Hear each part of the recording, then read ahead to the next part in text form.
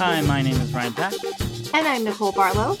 This is Soundtrack Your Life, where we speak with a guest about a soundtrack that is important to them. Our guest today is Pete Abeta from the Middle Class Film Class podcast. Welcome, Pete. Oh, thank you for having me, guys. I really appreciate it. Glad to be on the show. We're always happy to have another film podcaster on here. Why don't you tell our listeners about Middle Class Film Class? Sure thing. So, the show it's about we're about to hit our 5-year anniversary from when we started, and essentially we do it's a twice a week show. So on Mondays we have what we call Gab and Chatter, which is weekly movie news, streaming recommendations. Every week it's something fresh, and then on Wednesdays, that's on Mondays, and on Wednesdays is a deep dive review into whatever movie we have chosen from our spinning wheel of destiny. And the show is very fun. It's supposed to be funny.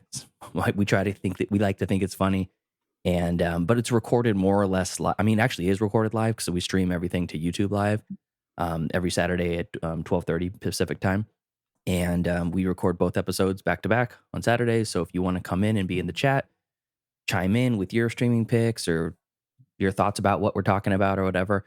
We're really, really heavy on listener interaction, but it's more or less kind of recorded like a morning show. So the sound effects are put in live, the music is put in live, and it's a lot of fun. So if you haven't given it a shot, check it out. If you don't like the one type of show, then you maybe like the movie review. If you don't like the movie review, maybe you like the Gab and Chatter. So there's a little bit of something for everybody.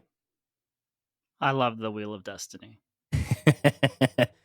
Yeah, it's a lot of fun, and we have it stinks because I mean it truly is random. We've had one, so there's 3 of us, me and Joseph and Tyler are the hosts, and we each have 2 slots, and then we have 2 slots reserved for the Patreon members. And Tyler's, one of his movies has been on the wheel for 5 months, 6 months, something like that, and it just has randomly has not been chosen. We finally are watching American History X as one of his picks, so we're going to review that this week. But wow. it was forever. He's like, when are we going to watch this? And it is 100% random, so we do not cook the books. You do not cook the books. I was No. like, the fates just conspired so you didn't have to watch that curb stomp scene. Yeah, it's been probably since I was a teenager that I've seen it. I saw it when it first came out, and it's once is enough for a long One time. time. It's a one-time kind of thing. So yeah, good luck with your rewatch. It's gonna be good. The Can't wheel wait. just wasn't ready for it. No, we weren't ready. Exactly. Well, today we are going to talk about a different movie. Today we are going to talk about the 2002 Paul Thomas Anderson film Punch Drunk Love. I can't wait. Pete, why are we talking about Punch Drunk Love today? So there's a number of movies that kind of stick out to me for soundtrack wise, and I mean a couple of them are Paul Thomas Anderson.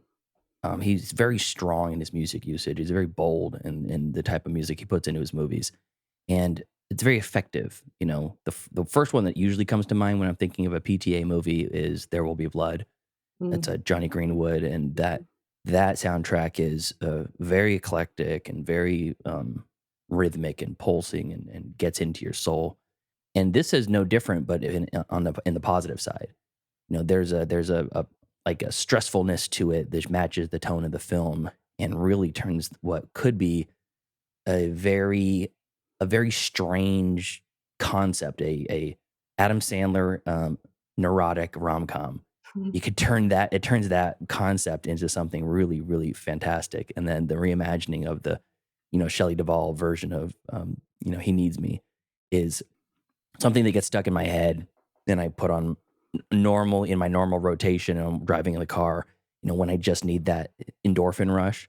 But I love Paul Thomas Anderson in general, and this one sticks out to me. So I figured there's enough interesting stuff to talk about with it. Yeah, this is such a great PTA era. This is his like dating Fiona Apple, like doing really cool, I feel like musical experiments. It's a really experimental score by the absolutely brilliant John Brion. And I think, like you said, Pete, there's something cool about half of it being, and this is like, I'm cribbing from John Brion describing it, this modernist, rhythmic, experimental thing. And then the other half being this MGM musical that's kind of evoking all of these, like, old-timey, like 40s and 50s romances. Mm-hmm. It's super, super interesting that way. Mm-hmm. Yeah, you have kind of the main theme, which is this gorgeous, romantic, almost like, 1920s classical sort of thing going on. And then you have kind of like this very, beat heavy, but not like hip hop beat heavy sort of thing that just kind of stresses you out. Yeah, it's like a percussion undertone that is, a little erratic, but Mhm. it's really interesting, like, I don't know how if you wanna get into it right now, like, all the detail of it, but there's if you watch the scene at the very beginning with when, Barry, the character played by Adam Sandler, grabs a harmonium from the street and he's running into his office to store it away somewhere and just get rid of that stress, hide it away. You can hear this, clanging of all the metal components within the harmonium, and that actually is the rhythm of the music. It's like it seems like it's just stuff clanging around in there, but obviously they crafted that to sound like a random set of noises, and then the that stressful sound comes from it, and it permeates through the rest of the movie. It's really great. It's really fantastic. Yeah, unlike a lot of movies where they finish the cut and then they give it to a composer to work off like a temp track, Paul Thomas Anderson was giving footage to John Bryan as they were filming it. And Mhm. and they were kind of going back and forth on kind of how they were going to score the music and kind of what they were like feeding off each other, which I thought was really cool. And you can kind of tell like with that scene specifically that there was collaboration with John Bryan and Paul Thomas Anderson to make that work. Yeah, it doesn't seem like it would be a I mean, I guess it just to me, when I'm thinking of if you ever were to have like an idea for a movie, and the way that my brain works is like I'm already thinking of how this scene can play out camera wise, how the lighting can look, what the costume look be like, what kind of music's playing in the background. More just like a tone or a vibe more than anything. So if I were to plan a movie, I would absolutely maybe not have the entire score there, but say, hey, let's throw some ideas at the wall. Give us a stressful sound, give us a this and that. Once you've decided who your composer is, so it makes sense to me. I can't imagine waiting till after more or less final cut or the final edit to bring in a composer at that point and say, by the way, can you do something with this? Right. It seems bananas to me. I feel like this is more true to the art form.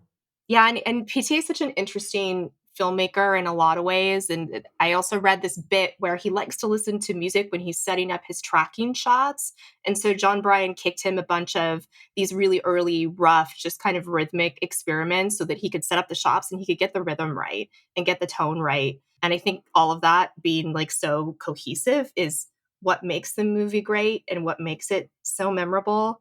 PTA is also weird because I guess he keeps like just sort of scraps of ideas like laying around. And so like the healthy choice, like putting airline miles thing was like a scrap of an idea where he's like, this would be cool to Based put in off a a true movie. story. Yeah, like we're based on right, a true story. So it's like this very interesting, like ripped from the headlines little bit that intrigued him that just kind of like somehow unfurled into this film. Yeah, it's an interesting extra character bit to the character of Barry, and it makes sense, and it adds so much extra little kind of zhuzh to what he's doing. And I don't know, the movie in general too is one of my favorites. I There Will Be Blood used to be my favorite movie of all time. It's evolved over the years, and I've seen more and experienced more, and I've changed as a person. And now I don't even know if that's my favorite Paul Thomas Anderson movie. Right. Between Phantom Thread and Punch Drunk Love, like I can imagine putting Punch Drunk Love on any day of the week. I can't do that with There Will Be Blood. Fair. Def- Yeah. Definitely not as rewatchable. No, heavy subject matter, long, intense, you feel gross afterwards and and and dejected and you think of how terrible the world is. But with this, you feel like a just a very cheery. I watched it last night, to prep for this again. And I think this is the only movie that I've put on and the second it ended, I started it right back over again at home because Mm. it's that rewatchable and it's so delightful.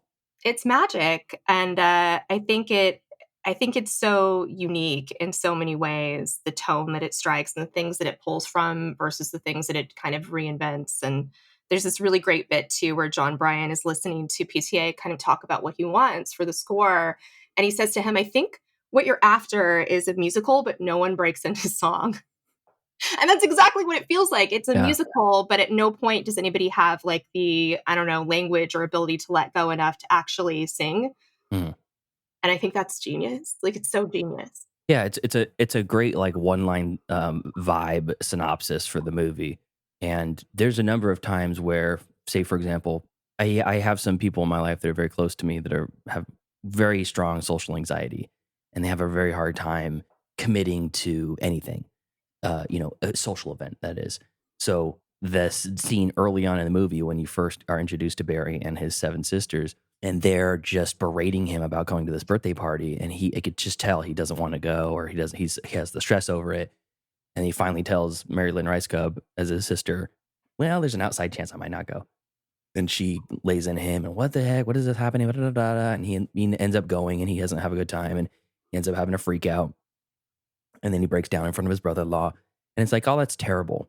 It's a very special thing to find somebody in your life that can understand that and not put the pressure on you to say, I'm gonna I'm not gonna care whether you're there or not. I want you there, but if you can't come because you're not up to it right now, I understand that. I don't want to put you in a bad place.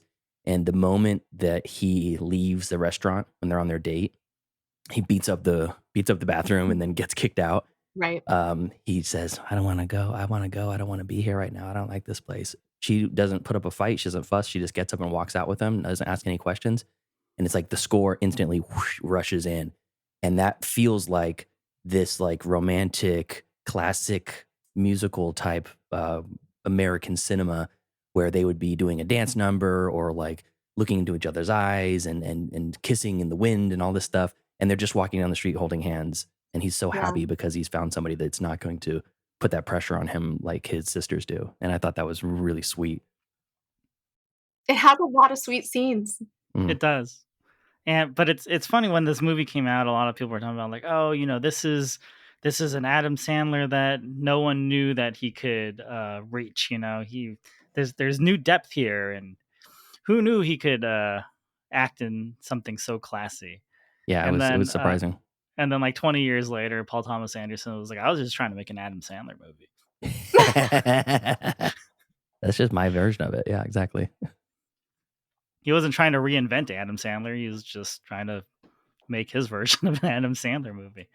I don't know about you guys, but rewatching this film, like as rage filled as some of these like incidents with Barry are when he's like fucking up the bathroom or like kicking through like a plate of glass. Mm. You should kind of be freaked out by that. Yeah, But yeah, something about the film also makes it kind of relatable. yeah. Like and they're both like, I feel like the film telegraphs to you that both Barry and Lena are weird. Mhm. They're both weird, and they're weird Yes. and they've found each other, and so I think that's where you understand, like, okay, they are in sync, like, they're in harmony with one another. They're in this bubble of, like, I get you, you get me. Except at the end where she's like, you probably shouldn't just leave me at the hospital and run I mean, off. clearly she's got her life more together than he does, Yeah. but Like, They're don't do weird. that again. Yeah, He's they're like, weird oh, in different sorry. ways, but they complement each other. And I think that the crescendo of the movie too is just as effective as some of the best rom-coms out there. You think about something like When Harry Met Sally, the whole movie is them had doing this strange dance and their relationship evolving, and it's a lot less stretched out in Punch Drunk Love, but you just see him just easing slowly more and more into this like comfort of her. And by the time he reaches the end and he's removed all of their D&D mattress man obstacles and all that stuff, from their life, he could just see him melt into her, and it's so satisfying for somebody because everybody deserves to have love like that. Even if you are a little fucked up, it's fine. yeah, I mean, everybody deserves to be understood on Mhm, that level, you know? I love, I want to talk a second about the harmonium because I think like the way this movie opens with the car flipping and the harmonium just like mhm. dumping out at Barry's warehouse is such a great way to open a film. And then the harmonium becomes like this, like stand in for things showing up in your life unexpectedly, which is very cool, kind of becomes like its own character. What's crazy though is that John Brion doesn't get to play harmonium at any Yeah. point in the score. And he talks about it. He's like, yeah, I was so excited. Like I read the script and I'm like, cool, I'm going to get to play like a harmonium. I'm obsessed with that instrument. And then PTA is just like, actually, no, I don't want you to do any of Yeah. that. And then John Brion goes on to make the Huckabee soundtrack and the Eternal Sunshine soundtrack. And there's like a ton of harmonium in that. So he Oh, I didn't know made that. up for lost time And I with believe it. that the harmonium with the hole in it, which he patches up with duct tape, is something that actually happened to John Bryan as well. Yeah. Really? See, I didn't know that. And John Brion still has the harmonium that they used as the principal harmonium in the film. Well, I would assume that John Of Bryan has course. every vintage instrument that he's ever Right? He was seen. like, there's stunt ones that we had to like run over, but Mhm. I Yeah, have I've heard, and I don't know how well this is, accurate or not. And I know it's all interpretation anyways. But that opening scene with the car crash kind of is supposed to mean that when this harmonium was dumped off on his basically his front porch of his business, it's so impactful to him. It's as if this life-ending car crash had just happened in front of his eyes. Like the crash didn't actually happen in theory. Mm, Later on, you do see that there's pieces of car kind of scattered around there. So maybe something did happen, but you don't hear any aftermath. You don't hear fire trucks or police cars or anything like yeah. that. It's just this insane explosion, this crash, and then the thing is there, and it's like they're equal. A person putting a random harmonium in front of him and this huge car crash are just as crazy to him in his messed up brain. Really strong, surreal PTA moment. Yeah, exactly. Yeah, I've seen people like dive way too deep into this film, like that it's all a dream. Hmm. Oh, Because no. after that scene, it goes into like that color scape. I think is it Jeremy Blake who did that art, I'm not that sure. I animation. didn't catch the guy's name. I know it's Just kinda Technicolor transitions that mhm, Yeah, I believe it yeah. was Jeremy Blake. mhm. Yeah, I like those little bits. I don't 100% sure on if I understand the significance of them, but it just gave you a warmth to it that felt like again a little bit of like a mysticism, of fantastical mysticism. Mhm. Yeah, and it kind of makes you feel like you're not in, I guess, 2002 because that's when the movie came out. Hmm. Like you don't really feel like you're because of these transitions. You kind of feel like you're in this kind of timeless era. Like the cars are there's cars, so it's Hmm. definitely after what the 1970s, but it's not like people are talking on cell phones, and I mean I guess there is some internet, but Hmm. But honestly, barely. I had to go back and look that this movie was made in the early 2000s because it is very out of time. Yeah. I don't even know that the cars that they use and, like, the multiple I don't even know if they're, like, 2002 vintage cars. If they are, it doesn't track as being, like, that era. Doesn't track as, like, the early aughts at all to me. and I love that he has a plunger business. Yeah, I mean, I feel like you're right. It's most more supposed to be like a timeless feel. I think that also there is maybe not necessarily that the whole movie is a dream, but in Barry's mind, he's kind of in this dream state through a lot of it. Mm, He's so focused on his own world that the only people you really see outside of um, the D&D mattress man and his personnel, and then the huge parade that he's out adjacent to when he's in Hawaii making that phone call, and then the people that work in his shop and right next door to his shop. Those are about the only people you see besides his like the direct characters, his family, Luis Guzman and Lena. So there's a scene there when he gets to Hawaii, and it's like the culmination of their relationship when they finally come together, and she sees him for who he is, and she's very happy that he's been there, and he walks towards her, hand out like he's going to shake her hand, and she comes in, just gives him a big kiss, and there's that great silhouette side shot. yes.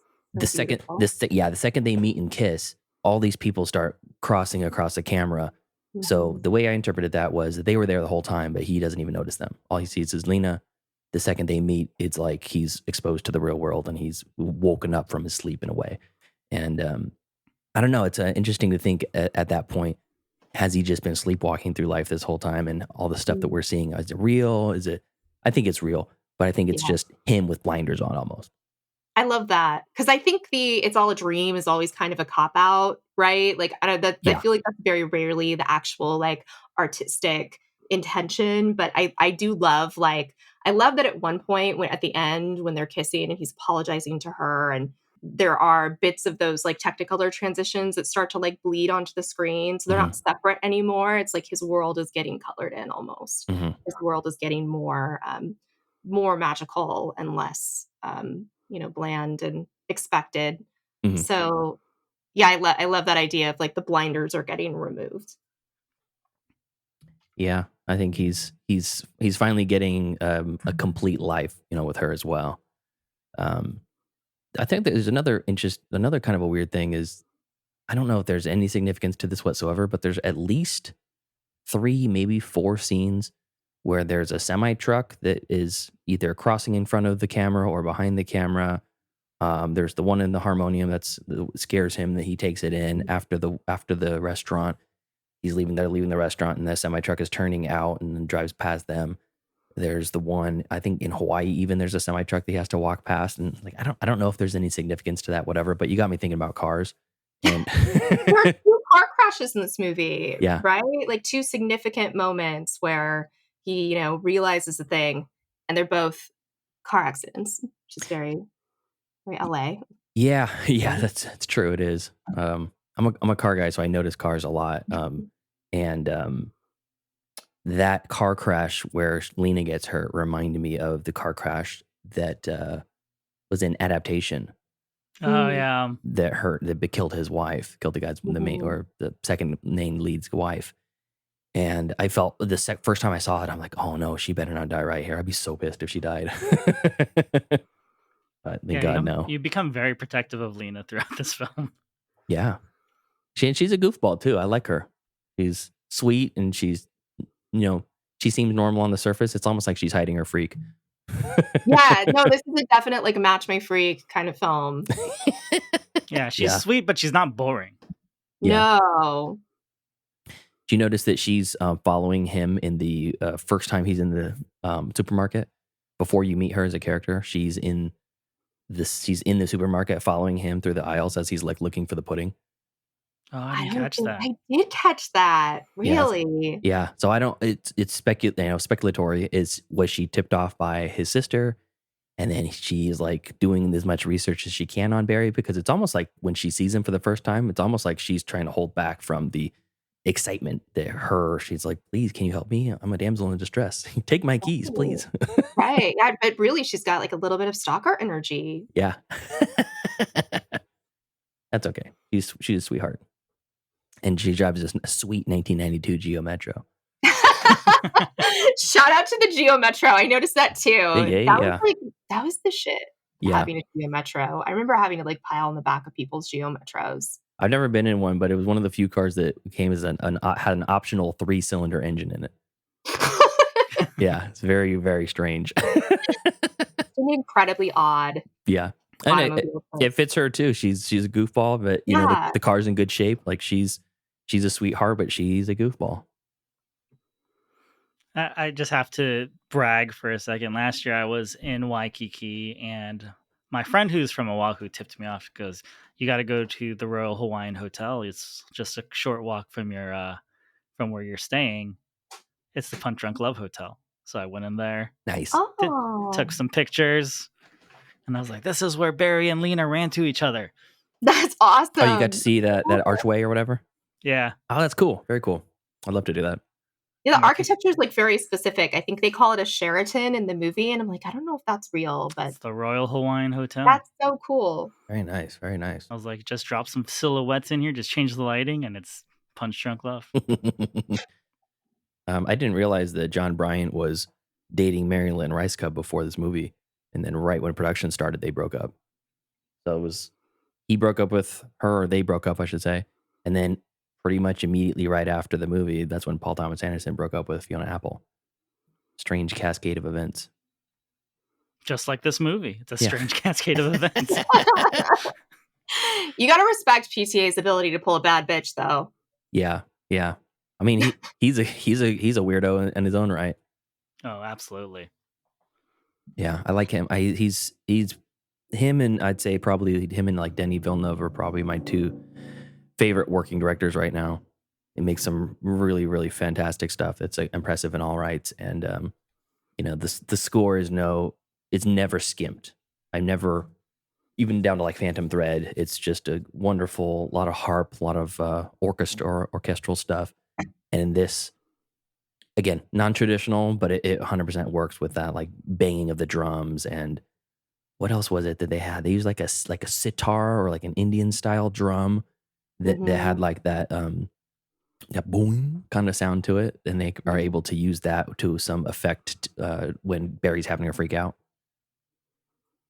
Yeah, John Bryan also talks about having a like a vented on the sides dreidel that they found that makes this very like oddly specific sound, Hmm. which is it's very bizarre. That's a bizarre object to have to find, but like he's really good at pulling out these very like eccentric little sound moments that feel very unexpected, and they're textural, like, there's a lot of sound design in here too that I think, like, deserves its due. It's just like you were saying, like, when the harmonium's, like, rattling around and all these Hmm. sounds kind of blend with the score, like, the sound design is so smart and Hmm. so good. Yeah, I mean, I think it's kind of similar in Eternal Sunshine where he Yes. has sounds that are like playing in reverse and stuff like that to kind of give you that trippy sort of feel. Yep. I mean, this feels a little bit more organic, but I feel like it's kind of the same thing where he's really. I Yeah. mean, Another, yeah, another great a great little tidbit on this topic. So when they went to the studio to record all of the orchestral stuff, PTA and John Bryan, they're there together, shoulder to shoulder, listening to it. And at some point, PTA is like, why are we not getting the magic? Like, what is it that makes all of these like old MGM scores feel so right? It's Hmm. just not happening. It's not working. And then I guess they asked the sound engineers, like, we're on the Warner Brothers lot. Do you have any old mics that you can bring in?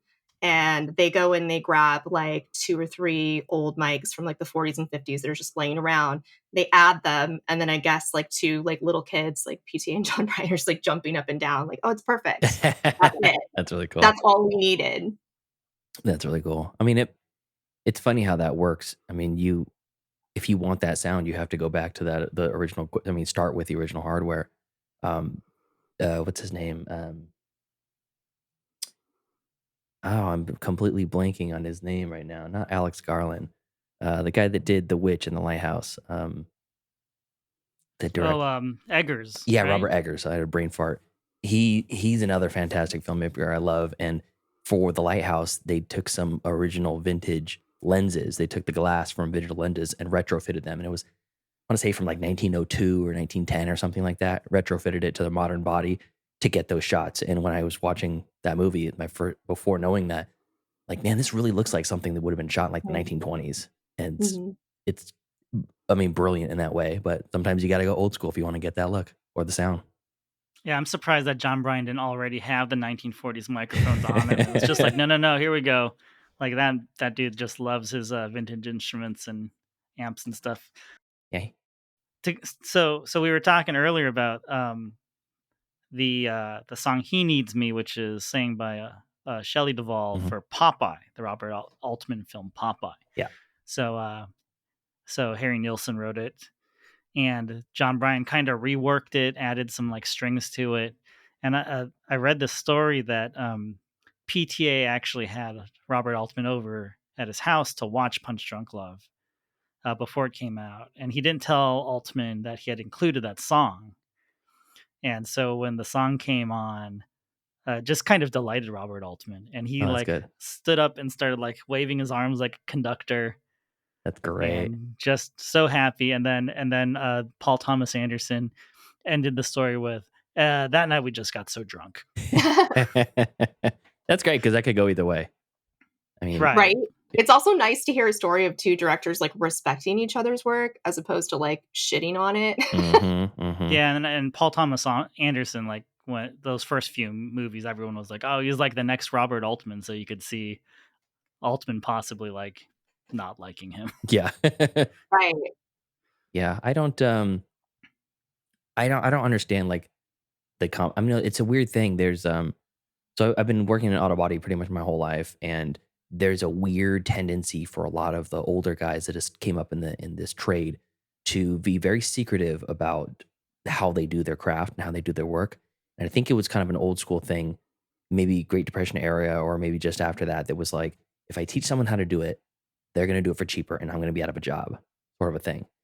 And I don't, you don't see a ton of that in the, movie world anymore. It feels like the same thing. It's kind of a bygone era where it's like, I'm going to share these techniques with you, and look how we do this dolly shot, and look how we do this Hitchcock shot or whatever.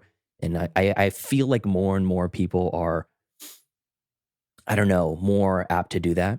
There's a great anecdote that John Krasinski had shared recently in some interview about how he was hanging out with Paul Thomas Anderson, and they watched a movie together, or maybe not together, they watched it separately, and they were talking about it.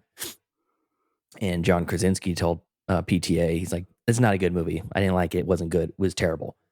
And Anderson essentially said, "That's don't say that.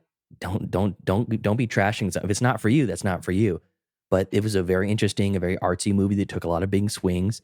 And if you go out and tell people this movie is shit, don't watch this movie, then the studios aren't going to let us make the stuff we want anymore. So you have to approach things with a little bit of a tact and a little bit of, um, soft hands if you're talking about it's something that didn't quite work for you. Just wholesale saying this thing sucks, no good. And he said after that, Krasinski said, I'll never say that again because I know how hard it is to make a movie. Why would I trash something like that? It's just not for me. I And So was then gonna he made say, imaginary friends. yeah, right? I have so much shit to talk right now. I'm imagining Krasinski, like, making the Jim face to the camera. yeah. Yeah, you made the movie If, dude. I haven't seen it. Is it rough?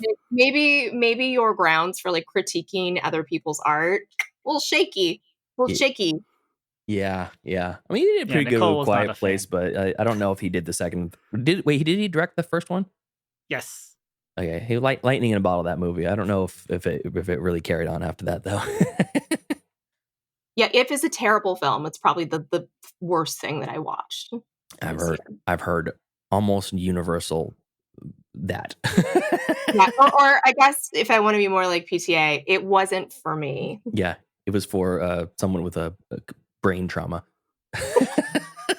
and a head injury. Right. They were It in was that for car at the someone. beginning of Punch Drunk Love. Yeah, if you recently, like, exited a lobotomy, this is great for you. You're gonna love it. That's Yeah. funny. But anyhow, Yeah.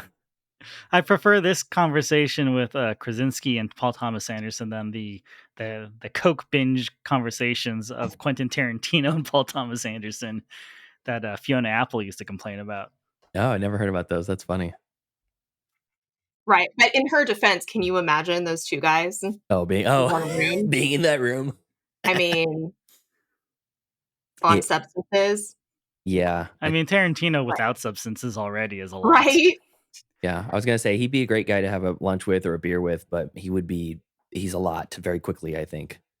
Yeah, I forget where that interview came from, but Fiona was like, "Yeah, that's why I don't do cocaine because I've been in a room with those two guys on cocaine."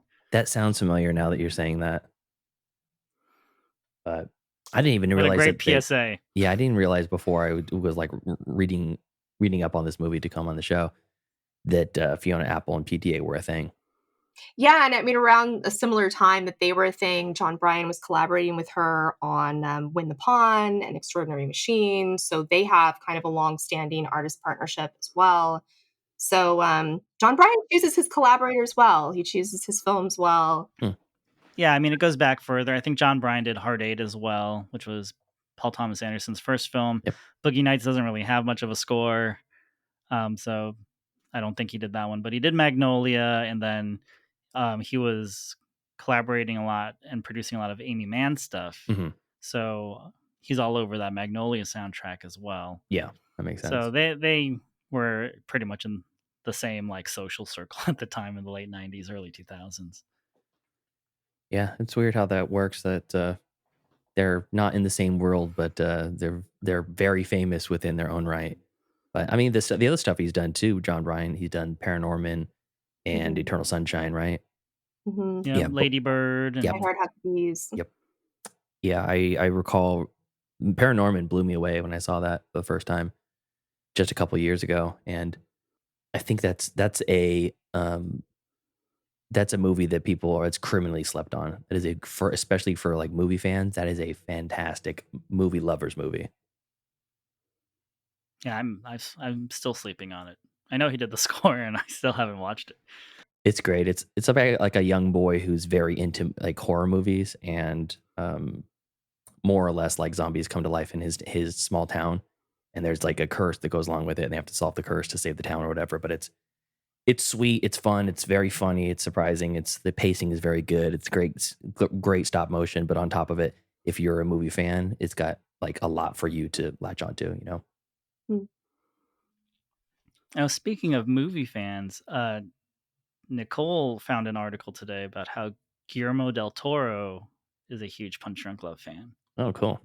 Yeah, I mean, speaking of influences, I think, it's always cool to know that something you love is loved by people that are, like, infinitely more talented than you and, like, making amazing things based on this, and, yeah, something really fun that came up is that apparently Guillermo del Toro's Shape of Water was written and designed to this score, to the Punch Drunk Love score from John Brion. Oh, that's weird. The temp track that he was working with, the temp tracks that he was working with when he was making it, we're all from Punch Drunk Love. And I guess there's a thing, it's kind of like a Dark Side of the Moon sort of deal where if you play Shape of Water to this score, it syncs up really nicely. Ooh, that's cool. I like So if you that. love loopy love stories, I guess, kind of fits in. Do you ever do that with your when you guys are watching like a movie that you love over again and put like a soundtrack on top of it, like a different soundtrack? You ever done that before? I don't know that I've ever really, I mean, I've been a stoner, so I've done the Dark Side of the Moon thing, Uh-huh. right? Right, So the third that line roar, I've right? done. That I've done. I love, like, going to a bar and they're playing a movie without the sound on, and then, Yeah. like, the sound in the bar, and sometimes it'll, like, catch right on a scene, but Mhm. but yeah, have you done that, Pete? Do you like to just, like, kick Oh, yeah. something on? Yeah, for sure. If there's like there's certain movies I'll watch, I've probably seen 20 times, and I don't need this. American Psycho's one. I've seen that a billion times. Psycho Gorman, I've probably seen that 10 times. Hero, I've at least 20 times. And I I'll do that if I'm like doing chores in the morning or, you know, I have laundry to do or cleaning the kitchen or whatever. I'll put the movie on, put it on mute, and then I'll put my wireless headphones on and put on album that I think would match along with it. Never finishes the whole movie, but it gets the job done. And recently, I put on Hero and I put on Sunbather by Deaf Heaven. Great like Mm. noise core, sort of like Okay. very very hard uh, album. Fantastic like melodic metal band, and it was crazy watching it. I pop in when, like when a song would change tones because some of these songs are like 9 minutes long on that track on that album, and it'll change tones like right at like an immediate time or a very emotional scene or something like that. I'm like, this is blowing my mind. I got to make a compilation and put this on YouTube, and then I realized, oh, copyright's a thing. You can't do that. So it just I lives. see you though, Pete, like, Yeah, this could be, you put this on TikTok or yeah. something. It lives in my head. I uploaded a video of one of the scenes on Vimeo because there's a lot less oversight over there. There you And go. I'm like, what am I going to do with it? It doesn't really matter, but it's just for me. Yeah. But I would if you ever try that, listeners or you too, if it's a movie that you've seen a billion times, take your favorite album or one of your favorite albums, stick it on when it's going, and just put the movie on mute while you're milling around the house. It's a great time. I love it. Yeah, I think I might have done that, like, accidentally in college, like, I would just have something on while I would be doing something else, listening to music, and I think sometimes it would be like, "Oh, that kinda works," but I haven't done it recently. This is on topic, off topic, but I guess they're doing, like, a Nosferatu movie, like, screenings of Nosferatu Mhm. Oh, with, to Penny Radiohead, and right? Amnesiac as the Oh, supporting tracks, which who is cool. Like, who's the artist? at Radiohead, they're doing, Oh, like, okay. the Radiohead's Kid A and Amnesiac Hmm. against, like, the old Nosferatu, which is kinda cool. I would be into that. Are we into that? Yeah, that sounds Ooh, that great. sounds cool. We have an art collective out here called the Red Museum, and one of my friends is in with them, and he'll do a movie night at the Red Museum here in Sacramento Every so often, usually during before COVID, it was probably 3, 4 times a summer, and now it's kind of turned it remote. And he had Nosferatu playing there one night, and it's just free. You come, bring your own beer, bring your own food, and it's like just an empty art loft with a nice projector, a good sound system, and a bunch of old church pews. But he brought in a band that was basically did a score live, was playing while the movie was playing, and that was one of the coolest things. So And cool. yeah, it was very, very eclectic sort of music, and nothing that I would have expected, but it worked really well. And I think that's a Mhm. perfect movie for that because it's so moody, and you could put anything over top of it and get. I think Radiohead would be dope for that. Yeah, absolutely. As I was listening to the Punch Drunk Love score again and listening to Punch Drunk Melody and I'm, walking around to it, which is what I normally do when I prep for this. Mm. It's like it's so main character, like you very much feel like this is my La La Land kind of this Oh, movie. I like You know that. what I mean? Mhm. Like it's a very like it's very much like makes you feel like you are the main character in that like movie musical.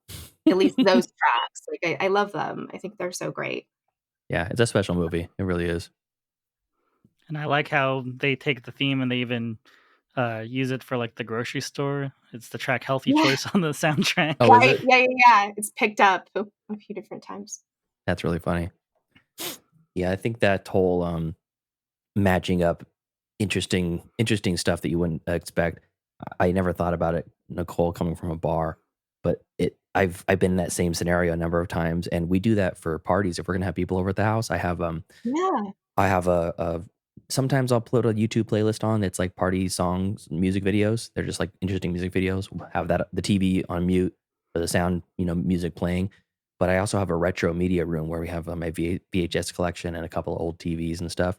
And I'll put some old something or other on there, and the music's playing whatever modern music we're listening to, or dark wave or 80s, pop stuff. And it would be, I don't know, Super Mario Brothers on VHS, or, Raiders of the Lost Ark or something like that. And it always is a kind of a fun vibe when you have loud music playing and a movie that you're familiar with, or completely unfamiliar with on, Yeah. something weird like Society. You put Society on, you're like, oh God, what is this? Um, or Mad God. You guys seen Mad God?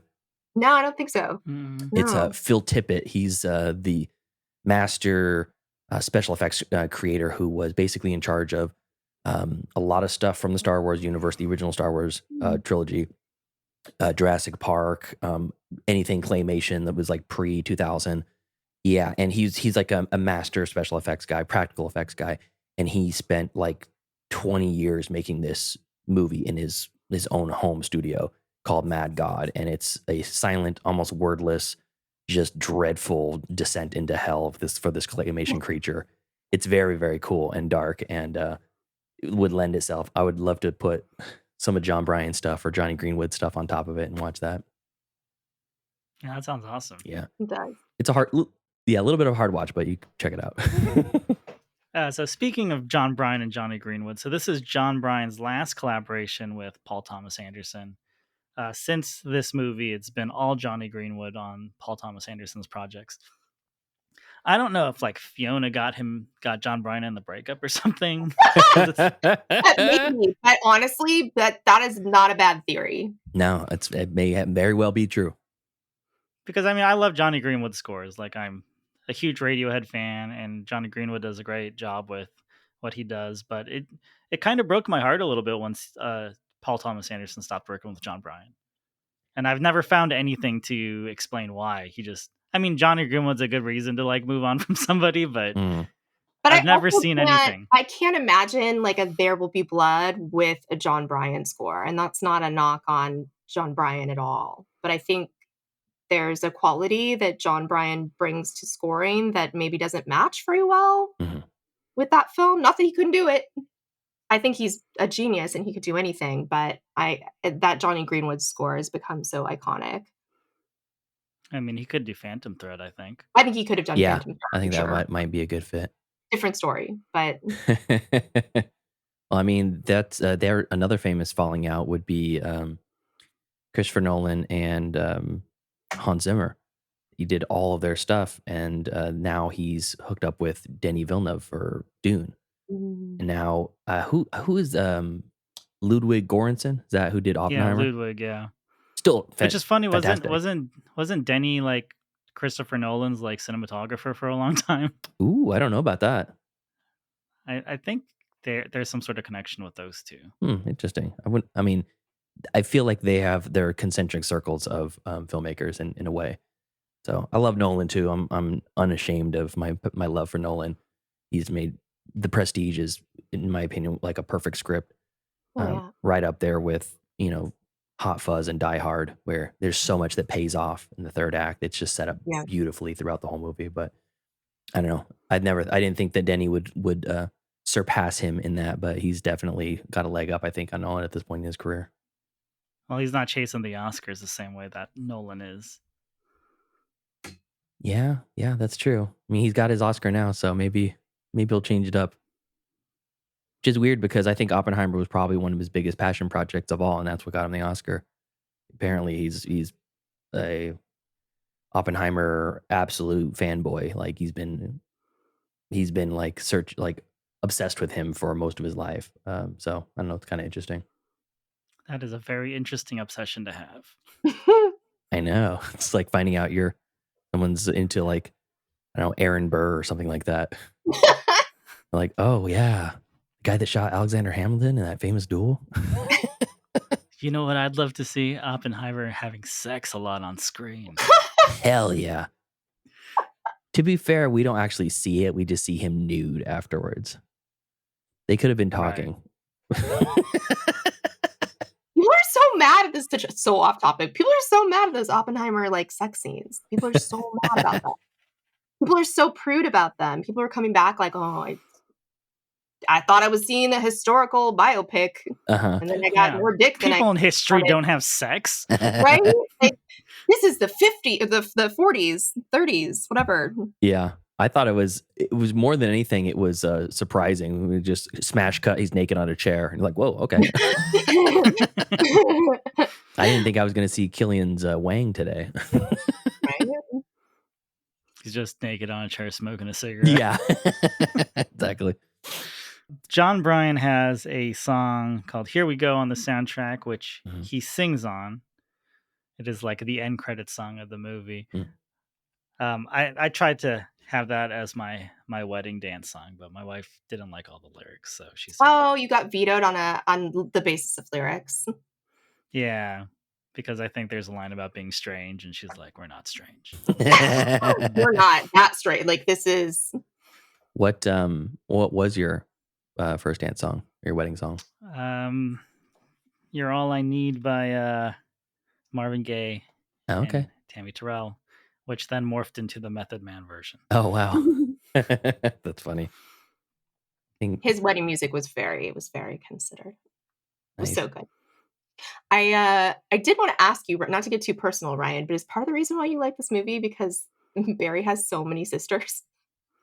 No, but that's how I would like I would have friends in college who's like, I don't know why people like it's a dark comedy. I don't get it. Mhm. And I was like, well, he's got 7 sisters, and then I call him Gay Boy, and they're like, oh, that's pretty funny. And I was like, 'Cause I and I, thought of you, I was like, "Oh, I wonder if this is part of the attraction, part of the I did appeal." find it relatable. I was like, oh, Right. like I know how this goes. You're like, "I know how it is to be the only dude with all these overbearing sisters." You Yeah, have how many sisters do you have? I have 5. Oh wow. No, I You're have 4. I have 4. you're I have 4. you're close. You added a sister. I added a sister. They're Feels so But powerful that it feels yeah, like it feels 5. like 6. uh, there's 5 of us. I have 4 older sisters. Oh, and you're the youngest too, huh? I'm the youngest, and they're all like much older than me. Oh, wow. Okay. So I was like, oh yeah, I've been to this family party. Mm. My parents split up when I was a freshman in high school, and by sophomore year, my aunt had moved in with us. Um, so it was her and my mom were like the adults of the household. My sister, cousin Genevieve, and then my cousin's friend who needed a place to stayed with us. So it was 5 of them and me, and I ended up just moving into the garage because it was a lot to Oh, deal wow. with. Yeah. A lot. I was like, "There's a lot of ladies in this house, and they're all mad." Sometimes. They're very emotional. Yeah, so I'm like, "Okay, I'll just retreat into the garage, and I'll spend the rest of my high school in there." No, that was probably the right move. Yeah. His sisters, though, man, they are I feel so bad for him. it is he is Sandler is an anomaly because even in something like Uncut Gems, he's he's making terrible decisions. And he deserves what's coming to him based off of the decisions he's making. Like he's made his bed, he's about to lay in it, but the whole time you're like, I don't want it. I like him. I like him for some reason. And he's not a particularly good guy. He's cheating on his wife in that movie and so on and so forth. He's kind of a scumbag. He pawns off the championship ring the second he gets it. And in this one, there's almost no sort of like the having the freakouts and emotionally unstable, that sort of thing. There's I felt like that was a product of what the environment he was already in. It wasn't Yeah. necessarily his fault. I mean, you can't blame your circumstances on how you act or whatever. But God, his sisters from the second they're introduced onto the screen, they're berating him on the phone, calling him nonstop at his work. And when he finally snaps on Mary Lynn Rice Cub over the phone, I was like, oh God, this guy he's a school shooter waiting to happen. I mean, she called him weird one too many times, I think. It was almost like he got so close to the prize, which was his time with Lena, that it was like if anything stands in his way, he's gonna run through walls to break it down.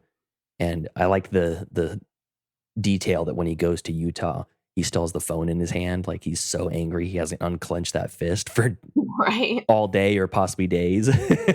So I think it's also very revealing that he has to ask his dentist brother-in-law what's wrong with him and if he could maybe like help diagnose him or like find a doctor, yeah, which kind of tells you like he's been, struggling for a very long time and there's nobody there to intervene, really. Not in the right way. They're just like terribly overbearing and judgmental. yeah, they never talk about his parents, but you'd think that they would run interference in some way, some regard between his sisters and him. And they're not at that dinner. It's just all him, all them, and all the husbands and all the kids, and then poor Barry by himself, just being the top. And it's that all they talk about too. That entire dinner scene, they're already talking about him before he walks in. He walks in, hears it, Right. and leaves. And as they're setting the table, and they're still talking about him. Where do you get the hammer? Why do you get the thing? Remember we called you gay boy? And it's like, just talk. Is this all you really care about? Is this your poor brother who clearly has issues? And that's when he's gonna kick in the sliding glass door.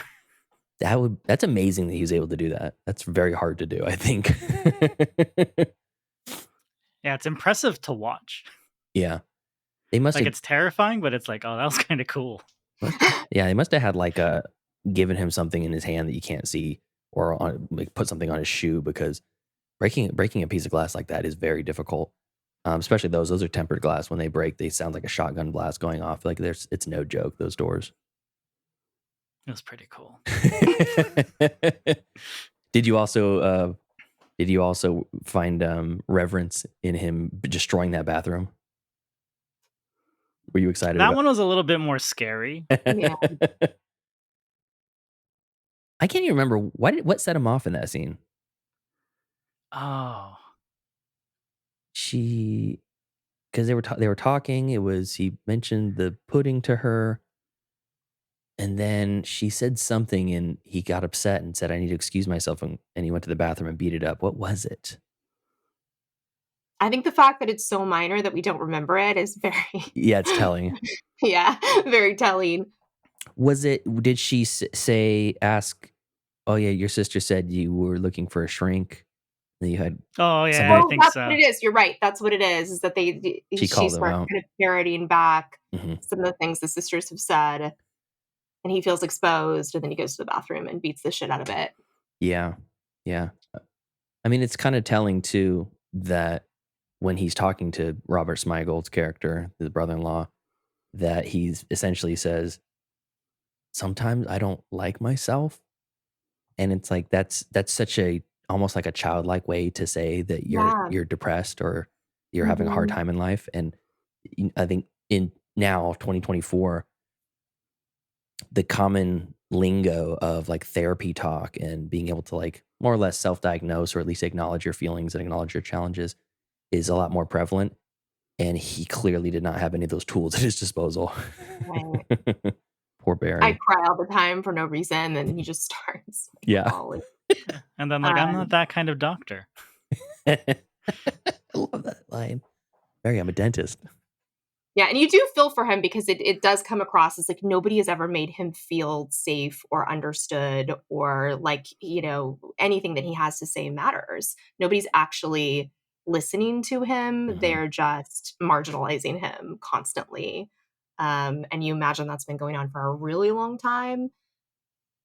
So I think that's what's satisfying about him, coming together with Lena, that even though you should be, like, pretty freaked out because the bathroom scene is, I think in particular, like you said, Ryan, like, a little more scary than, like, maybe a couple of the others. You're like, "Ooh, Yeah. what's the big deal?" Yeah, it is sketchy. I mean, I never realized that, talking with, some of the women in my life over the years, that even just, like, slamming doors or slamming, cabinets and things like that when you're in the middle of a fight is almost like this aggression that it feels like it's a tear down from, like, this emotional abuse, and, at least he was able to remove himself from the situation and do it in the other room. It's like, he needs to go to one of those, rage rooms where you can get a Right? You just, baseball like, break bat, smash Get things the iron. up, get yeah. the foam paddles and stuff. Exactly. Yeah, we have one of those here in town. I haven't been to it yet, but I'm trying to get my girlfriend to go so she can get her rage out. Smash a bunch Yeah, of glass.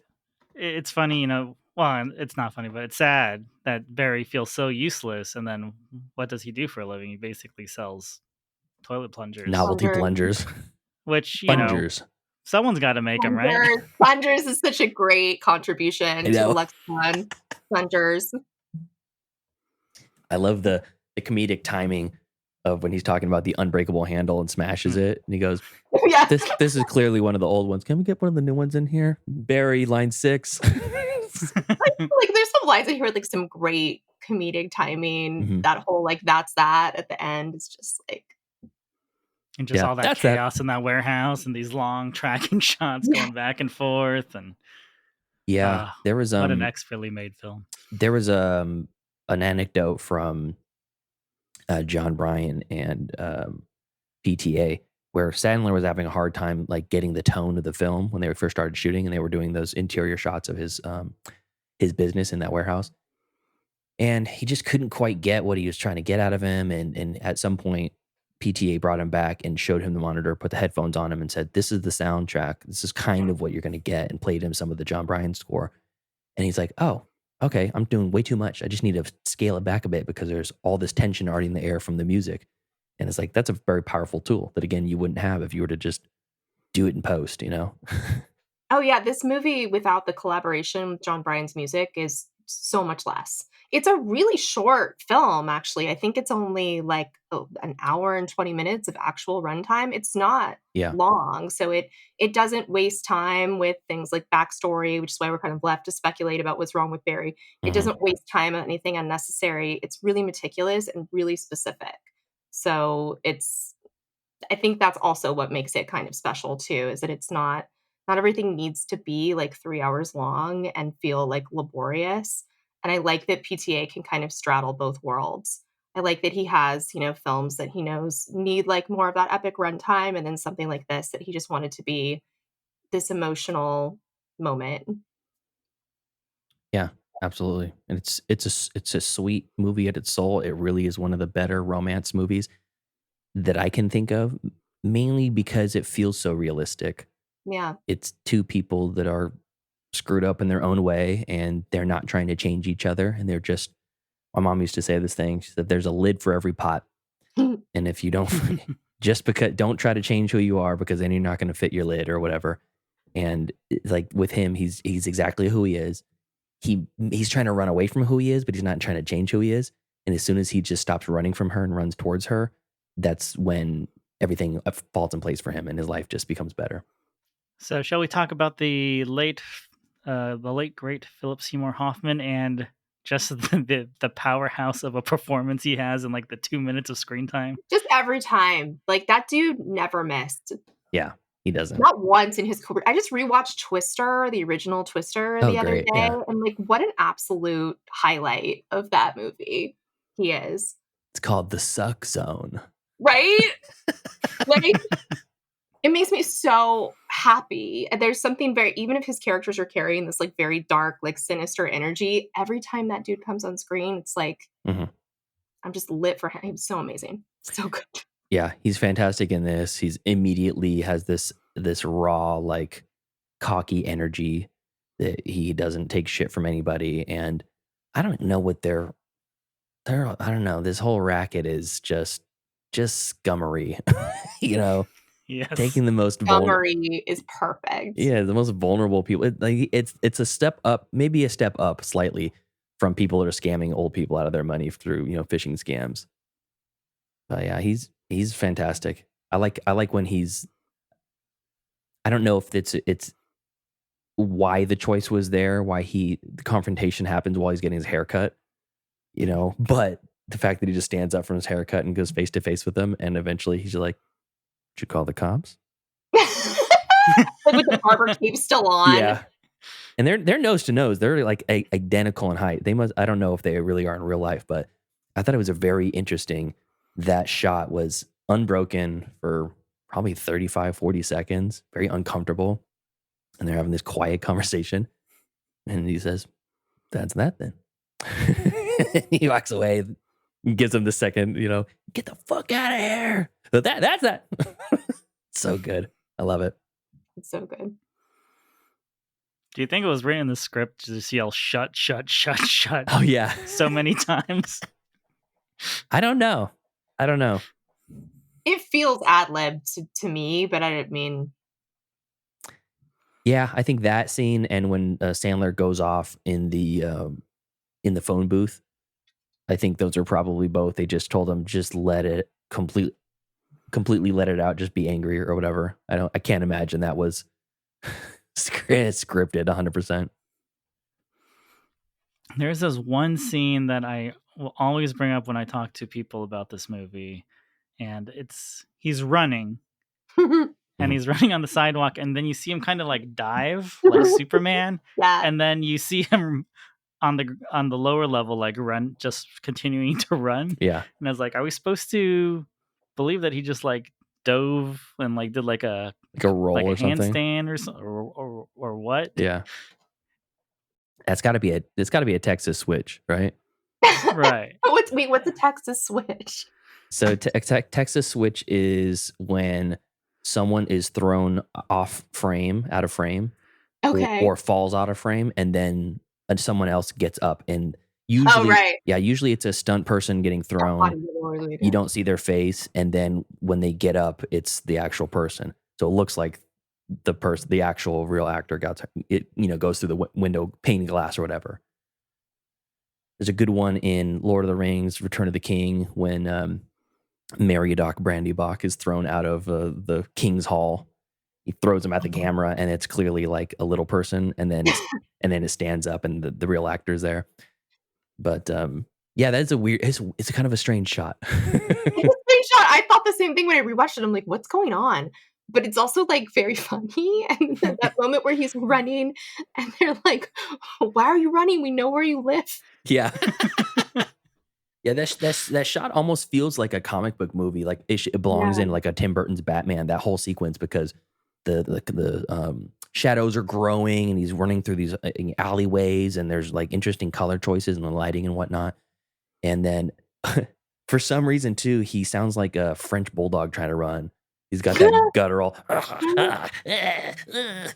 he He runs a runs. lot in this You're movie. like, this poor guy. Kind of red. So correct. Yeah. And he's got this, like, very anguished, like, expression on his face, and Yeah. yet like, he clearly does not care about, like, his own life or safety. He is not switched on. He is not activated Mhm. until something happens to him. Yeah. It's almost like he was a Manchurian candidate woken up after. Yeah, he gets, like, born identity in, like, that instant where she's Yeah, yeah. bleeding in the car. Which was very satisfying when he beat up the brothers. I loved that. Yeah, great. Yeah. So great. But I just like imagining Paul Thomas Anderson like doing this shot over and over again of the dive and the Texas switch, and then he'd be like, "Finally, we got it.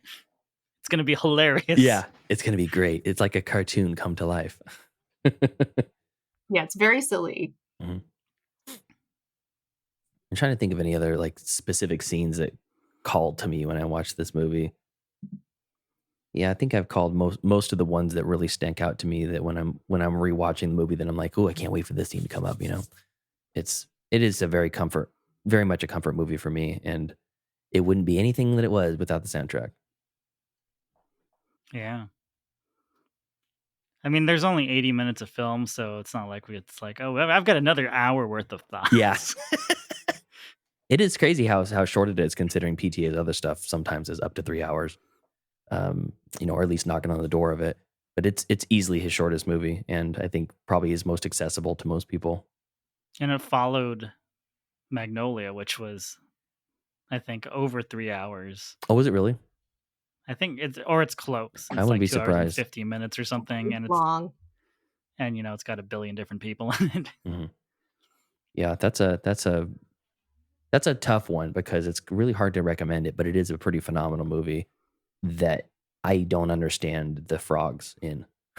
Still, I've read 3 or 4 different interpretations of it, and I still am like, "Yeah, I mean, I hear that, I understand, but why the frogs?" I Yeah, I 100% believe that he just thought it would look cool, and it Sure. does.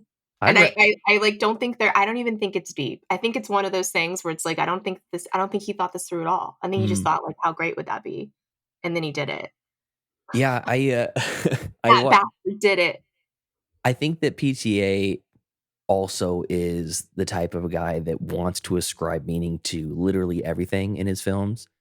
I was listening to the John Bryan interview about his collaboration with this movie with Punch Drunk Love, and he specifically says, I brought the harmonium to Paul, and it's an interesting instrument because the first time you open it up and you start, it's like it takes a deep breath. It's like a bagpipes in that way. It's like the living thing coming to life. And the second that Barry Egan gets the harmonium in his office and he plays the first note and fills it with air, that's when the soundtrack starts. Before that, there was no soundtrack, no score, no nothing. And I Brian said that PTA was like, "Ooh, that's interesting. What can we extrapolate for that?"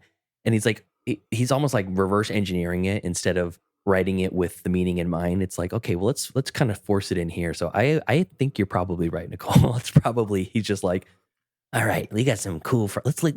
Imagine the silhouette of the frogs when the kids in the library. The Yeah. shadows of them across the glass. You know, and then he probably has his own idea in his head, but it doesn't really doesn't really mean anything, perhaps. And then he's like, "Hey, let's go back and in post put in some signs of like the Bible." Oh yeah. Exactly, like, let's make it as biblical as we possibly can, right? Hmm.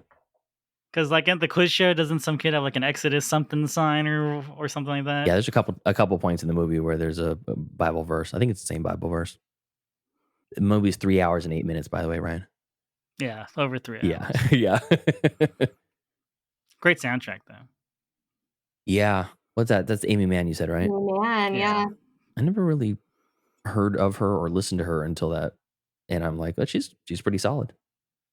Yeah, she's great. John Bryan, I think, produced most of her songs on for the soundtrack, and former guest Michael Lockwood was her guitarist at the time, so he has a co-write on one of the songs. And That's pretty apparently, cool. like Paul Thomas Anderson came up to him one day and was like, "I'm gonna make you very happy," and he was like, "I don't know what that means," and that was because he was gonna fill the soundtrack with just Amy Mann music.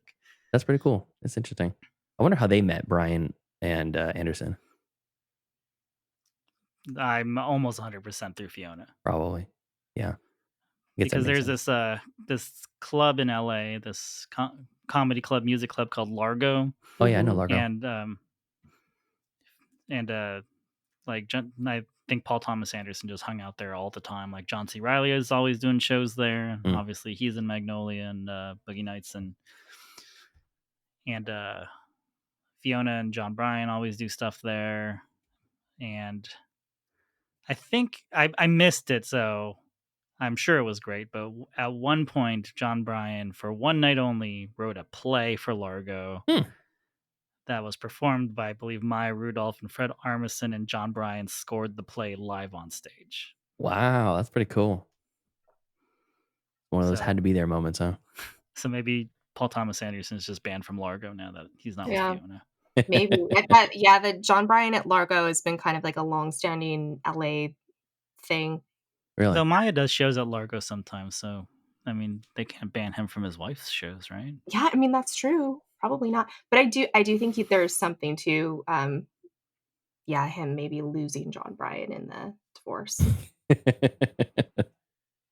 That's so sad. Feels right. Yeah. Well, thank you for bringing this awesome soundtrack to our podcast, Pete. Yeah, sure, man. I really appreciate it. Any excuse I can come talk about a movie I love, in any context. But music's a really important part of my life, and I think that there are movies that I can watch that have a poor video quality that just don't look great. But as long as they sound great, at least I know I'm gonna have a good time in some regard. But if you have a movie that is visually pleasing, but the audio quality stinks or the soundtrack is draining, it's like it begs you to turn the movie off. So I think that focusing on your guys' show, focusing on, the soundtrack and how important that is with, films is I like the topic. I like the format, and I'm happy you guys were asked me to be on. I really appreciate it. Yeah, we'll have to have you back. It was a great time. So let's remind our listeners we have middle class film class on Mondays and Wednesdays. That's right. Yeah. And your Our best way to do it if you wanted to support the show, our best way is just through the YouTube. We've made a big push to go to a video format. Um, so if you're an audio only listener and you want to listen to the podcast, that's fine too. But just search middle class film class, 4 words, on any of your pod services or on YouTube. Very cool. And we'll put those links in our show notes, and we'll put your socials in there. Yeah, I So appreciate if you it. want to talk to Pete directly, Yeah, I'm on Twitter a lot. So if you ever want to tweet at me or whatever, I can't even remember what my username. They're all different on all my social services. So I'll send you the links. yeah, sounds good. You can find us you can find us on Twitter and Instagram at SoundtrackCast, and on Patreon at Soundtrack Your Life. And try to join our Patreon before November, before Apple starts taking a cut. Any final words, Nicole? Oh, no, I was just shaking my head at that Apple taking a cut thing. Like, they don't get all my money anyway. That's a real thing. I didn't realize that. That stinks. Yeah, thanks again, Pete. That's that. Yeah, and that's that. That's that. And here we go.